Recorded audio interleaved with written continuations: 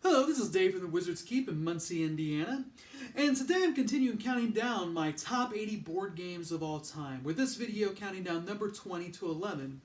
And my number 20th is a game called Orleans. Orleans is a combination of a bag building game and a worker placement game. Now, worker placement games are, as you can tell, if any people have been watching this list, and spoilers, it's going to become even more frequent because I really like worker placement games. It's going to be familiar with the concept of taking workers, placing them into a location, and gaining some sort of resource or an action. Well, bag building is kind of a new kind of mechanic that you don't really see too much of, but it's very similar to deck building games, where a deck building game, you start off with a deck of cards, and you use those cards to kind of gain, to be able to buy new cards, adding new cards to your deck, and so the deck kind of facilitates this engine.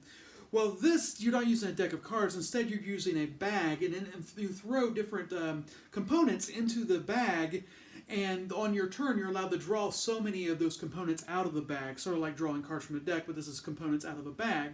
You use those components in Orleans as workers, and you place those workers in worker location spots to generate actions, get resources, or acquire more workers, which you throw back into your bag, and therefore facilitating or building that bag engine. That's one of the things I like about Orleans, is I really like deck building games and engine building games, but also I really like the concept of taking different combination workers and placing them at locations to trigger actions. Because in Orleans, you don't have just a worker that you place on a location like you do in normal worker placement games. You have different types of workers, and depending on the combination of workers that you place, or depending on the location or the action that you want to trigger, it takes a different combination of workers to trigger that action. And I really think that's a neat mechanic. It's a little different. It makes you have to think a little bit like what workers you're wanting to acquire to throw in your bag, so you can know which workers you're going to count on, or which ones you're likely to draw for the trigger the actions that you want to take. And those are the considerations you have to make when building your engine or building your bag, and I really like that. And that's why I like Orleans. My number 19th, also another worker placement game. As we get here to the top of these lists, you're going to see a lot more worker placement games.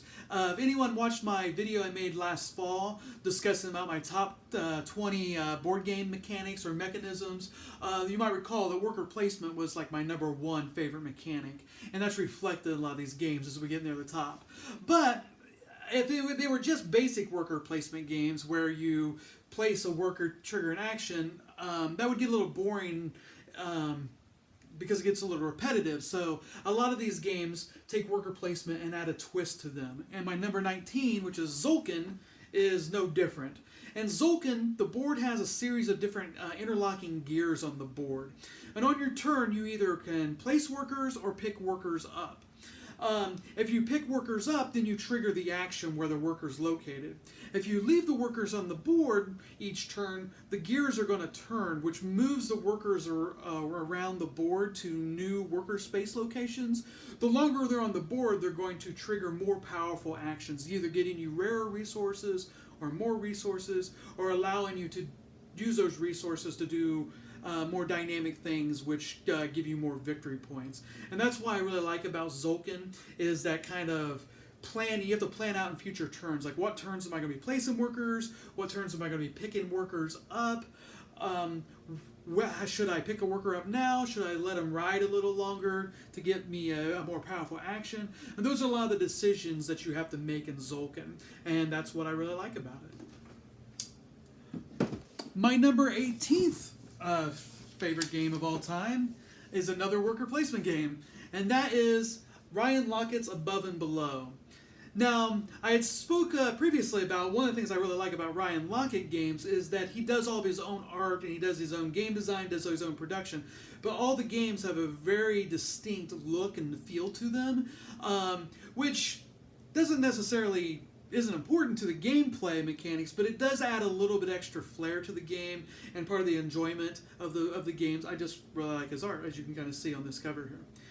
In Above and Below, what you do is you have a series of workers, and you can place them in different locations, generate resources to buy different buildings. But there's two different places that you can place buildings. You can place them above ground or below ground. The above ground buildings are easier to acquire, so they're not as powerful. They don't give you as many victory points. The below ground takes a little extra work, because in order to place a building below ground, you have to clear out caverns. And that's really the neat thing of above and below, is what really kind of moves up to the top of the list, is when you clear out a cavern, you go on adventures. And that's the different twist of this game. When you go on an adventure, there is a storyteller, a storybook. Some other player at the table is going to, depending on the cavern you clear out, is going to read you a section out of a story, kind of like a choose your own adventure. And then you get to make choices based on different workers or different people that you have that can acquire certain or fulfill certain missions, or just choices that you want to make. And each cavern you clear out is a little adventure or a little story, which just adds a little extra flair to above and below. If you watch some of my earlier videos on this very list, when I talked about near and far took this concept and added a better campaign mode, or kind of elaborated on the storytelling system. But I kind of panned the game mechanics of near and far. So the near and far does improve the storytelling system, but the above and below has that storytelling system added to a really good worker placement game. And that is why it is my number 18. My number 17 is almost a worker placement game. It's more like a worker movement game, and that is Istanbul. In Istanbul, each player has a stack of workers on like a stack of discs. And you move those around the board, which are like random tiles. Each game is the tiles are randomly generated in different places. So you place these different tiles in a grid, and you move your stack of workers 1 or 2 places each turn around the board. And when you move one of those 1 or 2 spaces, you drop off one of those workers from your stack onto that tile and trigger that tile's action. Or if you've been to that tile previously and you have left a worker behind, instead of discarding a worker onto that tile, instead you pick up the worker on that tile and put it back under your stack. So that's part of the interesting thing about this game, is the decisions you have to make. You want to try to efficiently move around the board, either dropping off workers or in such a way that you can go back and pick them back up. There is one action space where you can go to and gather all of your workers, but you don't want to do that very often, because you're effectively skipping your turn to gather all your workers back. So you want to do it in such a way of maneuvering around the board, dropping off workers or picking them up efficiently, so you don't have to go back to that one space to gather all your workers. What you're doing is you're taking those, based on where you go with those workers, you're triggering different actions, getting different resources, but you use those resources to mostly buy different rubies. And it's a race. Depending on the number of players in the game, you're trying to race to a certain number of rubies. And whoever does so first is going to win the game. And that's what I like about Istanbul. My number 16th favorite game is kind of a weird combination. It's really 2 games in one. I put 2 games in this spot. And mostly that's because one of them came out first, and then the second one by the same designer came out, and it was kind of an improvement on the first game, but they were so similar, they almost feel like an expansion to each other, that I put them both in the same spot. So what I would put at my, I guess, number 16 is Caverna. But what I would put, I guess, at 16.5 would be Agricola. Now, Agricola came out first, and then Caverna followed, and Caverna was just kind of an improvement on Agricola, so that's why I would get the extra 0.5 nod. But what they are, they're both essentially the same type of game. They're a worker placement game where you're placing workers around the spot, different spots on the board, to get different resources to build farms. Caverna, you're cave farmers, so it's supposed to be more of a fantasy theme. You're dwarves, and you've got 2 areas on your home board. You're building farms in your fields, or you can dig through caves to build mines, but each of those things you're doing to gain victory points. And Agricola is just kind of the outside portion. You're just building different farms, fencing in areas to raise animals. Those animals will breed if you have enough of them, growing more animals, so it's sort of like an engine building. You also plant crops, and both in Caverna and Agricola you're raising animals and also planting crops. But the slight twist is Agricola has these different cards you can draft at the beginning of the game for different actions, and Caverna has these concepts, these different buildings that give you different actions that you can build, like you carve out different areas in your cavern to build the buildings. But they're very, very similar, so I kind of put both in both spots this spot. But that's what I like about Agricola and Caverna. My number 15th favorite game, not a worker placement game, is Islebound. Now, Islebound is another Ryan Lochte game, and you can tell his games once again by his kind of very stylized art style. And this is my favorite Ryan Lochte game, so this is the highest Ryan Lochte game on my list. And in Islebound, it's kind of like, it feels a little bit like a pick up and deliver game because you've got different boat. Each player has a boat that you're kind of selling around to these different islands. And based on these islands, you have the option to either pay an entry fee to enter that island, which feels a little bit like a worker placement game because when you enter that island, you trigger some sort of action getting resources or using those resources to get different buildings or different soldiers like pirates and sea monsters that you can add to your fleet. Or it also feels a little bit like a pick up and deliver in some regards because you might be going to one island, picking up some sort of goods like some wood or some fish or something like that, taking them to another island where you can turn in those goods to build maybe some sort of a building or acquire some sort of other resources. So it's kind of a combination of different things. There's different strategies. You can go more diplomacy route because if you go to an island and it's neutral, you pay the entry fee to go into that island to trigger the ability. But you can conquer those islands as well, or ally with those islands. You ally them through diplomacy, or you conquer them militarily, and those give you some rewards for allying or aligning those islands to your, I guess, your ship. But in addition to that, islands that you control, you no longer have to pay the entry fee to. And if someone else visits that island, they have to pay the entry fee to you. So those are a lot of neat choices that you have in Islebound, and that's why I like it. My number 14th favorite game is an engine building game, and that is Terraforming Mars.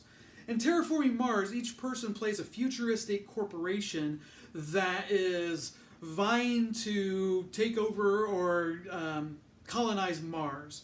But in order to colonize Mars, you have to terraform it. But everyone's kind of terraforming as a group because it's just one planet. So different actions you take will add to the oxygen level of Mars or do things to raise the heat level of Mars. And based on the current oxygen level of Mars, the temperature of Mars, will allow you to do different things because you're also drafting different cards, and in order to play certain cards, that's nice for the theme, like in the sort of plant certain crops, you need the temperature to be at a certain level or the oxygen to be at a certain level. You need to add water to Mars and things like that as well.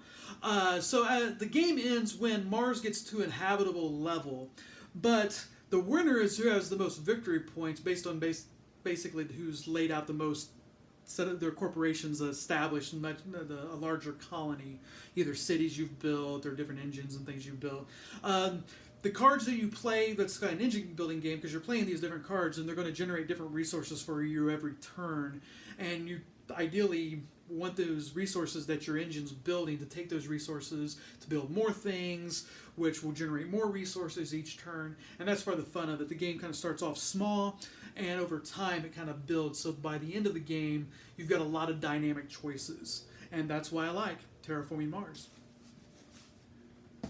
My number 13th favorite game also feels a little like an engine building game because it has the same concept of starting off small and then snowballing, so by the end of the game you've got a lot of resources that you can use, and that is Power Grid. Power Grid, you're running a power company, and each player's running a power company, and you're trying to expand your power company to be connected to the most cities and power the most cities. And whoever, depending on the number of players, there's a set number, like let's say if you're playing with so many players and you're supposed to power 15 buildings to trigger the end of the game, whoever can power 15 cities, at the end of the game, if someone has 15 cities in their power grid, whoever can power the most cities is going to win the game. So it's a race to get there. And how you get there is you've got a couple different things you're trying to do each turn. And you start off with, you have so much money, and you have to kind of manage that cash flow of that money to do different actions on your turn. So you have to balance between what you're going to do each turn. The first thing you need to do is there's an auction every turn for power plants. As you're upgrading your power plants, trying to make them more efficient, and deciding types of power plants, because there's different types of resources.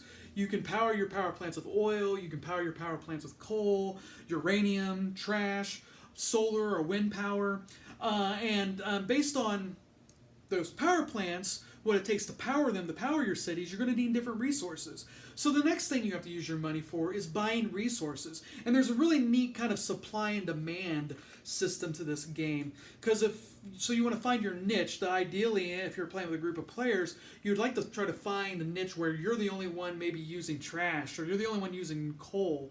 So, because of more people buying the same resource, the supply is going to become less, so it's going to cost more money to buy that resource. So if you can find your niche where you're the only person buying it, you're going to be able to get resources cheaper. And the last thing you need to do with your money is spend that money to make more connections to more cities. At the end of the turn, you power as many cities as you can with your power plants, and based on the number of cities you power, you're going to generate so much funds. And you take that funds into the next round to auction again, buy more resources, expand more cities, and so on. And so that's the engine you're building as you're starting off small with only a few cities, and you use those to give you more cities that you can power, bigger power plants, more resources to power those cities, to give you more money, and so on. And you try to do that as efficiently as possible to get to that race, to get to that end number you need to win the game. And that's what I like about Power Grid. My number 12 favorite game is another kind of worker placement game, though you only have one worker, and that is Lahav. In Lahav, like I said, you just have one worker, so you're going to take turns kind of placing workers on different buildings.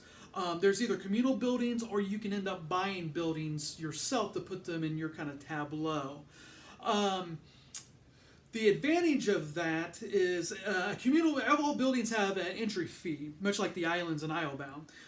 So if it is a communal building, then you put your worker there, you pay the entry fee to like the bank, and then you take that action. If it's either like a wharf, allows you to build boats, or you can change resources. That's another neat thing, is you get resources, you can modify the resources, so you can get fish, and you can smoke that fish. And the advantage of that is it gives you more food if it's smoked fish versus raw fish, I guess. Or you can get clay, which you can use clay to build buildings, but you can also get a brickworks where you can turn that clay into bricks, and that's another building. So if it's a communal building, you pay the entry fee to the bank, place your worker there, take the action. If the building's under your tableau, then you don't have to pay the entry fee, you just take the action. So that's one advantage. But another thing is you can place your worker on other people's buildings and their tableaus. The only thing is when you pay the entry fee, you play directly to the other player, or if someone's taken an action off of one of your buildings, they're paying the entry fee to you. So now you're getting that entry fee to use those resources. The other thing you can do, instead of moving your worker around, is every turn there's different piles of resources that just keep accumulating until someone takes the action to take all the wood or take all the clay and etc. And you've got to kind of guess when somebody else you might be like, I really want that wood, but maybe if I wait another round or two, it's going to build up a little more. But you got to be careful because someone else might take that stack of wood. So those are different considerations you have to take. So there's a lot of different choices, and that's one of the things I really like about Lahav. My last game on this list Lahav was a Uwe Rosenberg game, but I said he's one of my favorite designers, so as we also get near the top of the list. Now, in addition to seeing worker placement games, which Uwe Rosenberg is known for, we're also going to see a lot of Uwe Rosenberg games. And number 11 is no exception, and that is Feast for Odin. Now, Feast for Odin is kind of like Uwe Rosenberg took all of his ideas and compiled them in one game. If there's a criticism of Uwe Rosenberg, is a lot of his games have similar designs, and they all tend to be worker placement games. That's why Some of them have some twist to them, or there's some different things to them, which I would consider them unique games. But some of them, like Avern and Agricola, are almost the same game, which is why they occupied one slot. But Feast for Odin is a little bit different, but takes a lot of his ideas from lots of different games and puts them in one game. It's a worker placement game, like many of his other games, but there's like 36 different worker placement spots on the board, so you have tons of options. But part of that is it's different columns. So you've got one column of spots that takes one worker to trigger that action, or you can spend 2 workers in a second column to trigger a bigger action, up to then 3 workers in another column and 4 workers in the last column. So you're using workers as resources, you got to decide, do you just want to use 1 or 2 workers to gain something smaller, or do you want to use more workers as resources to get something bigger? So that's some of the choices you have to make. You also have a home board, and that home board has different spots on it where you can get different loot or different resources and place them on that home board, and they're kind of like these Tetris shaped, or some of them are just squares and rectangles, but some of them are Tetris shaped tiles that you place on your home board to try to cover up spaces, because each space you cover up is points. But also, if you can surround different icons on your home board, you're going to, at the beginning of each turn, every icon that's surrounded generates resources for you. So it takes some elements of his other game that was earlier in my list, Patchwork, where you're taking these pieces to kind of try to efficiently fill spaces on your board for points as well. And so that's what I like about Feast for Odin, is it takes all the great ideas of many of his other games, mixes it together, and puts in one kind of gigantic game. Well, that's it for this list. I hope you enjoyed watching it. If you have any questions about any of these games, as always, feel free to contact me on Facebook, comment on YouTube, or stop into the Wizard's Keep. And until next time, we only got one video left. Thank you for watching.